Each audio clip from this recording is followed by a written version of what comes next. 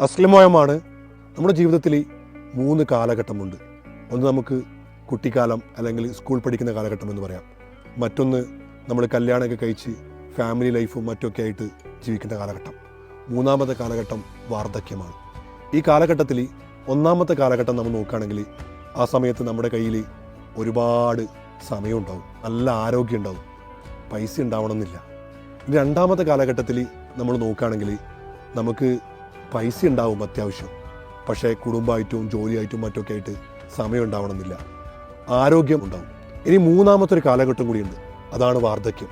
നമുക്ക് അത്യാവശ്യം പൈസയൊക്കെ ഉണ്ടാവും, സമയം ഒരുപാടുണ്ടാവും, പക്ഷേ ആരോഗ്യം സമ്മതിക്കണമെന്നില്ല.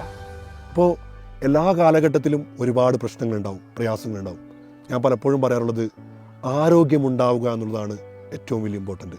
ആരോഗ്യമുള്ള കാലത്ത് മനോഹരമായിട്ടുള്ള അനുഭവങ്ങളും യാത്രകളും സമ്മാനിച്ചു കഴിഞ്ഞാൽ ആരോഗ്യം സമ്മതിക്കാത്ത സമയത്ത് നമുക്കിരുന്നു കൊണ്ട് അന്ന് നടത്തിയ യാത്രകളെക്കുറിച്ച്, അന്നുണ്ടായ അനുഭവങ്ങളെക്കുറിച്ച്, ഓർമ്മകളെ അയവിറക്കിക്കൊണ്ട് മനസ്സിനെ സന്തോഷിപ്പിച്ച് ജീവിക്കാൻ പറ്റും. ആവതുള്ള കാലത്ത് ഓർമ്മകളുള്ള മനോഹരമായ യാത്രകൾ നൽകുക. അത് നമ്മുടെ ജീവിതത്തിൽ ഒരുപാട് സന്തോഷം നൽകും, നമ്മുടെ മനസ്സിനും എപ്പോഴും കുളിർമ നൽകും. Good bye. അസ്സലാമു അലൈക്കും.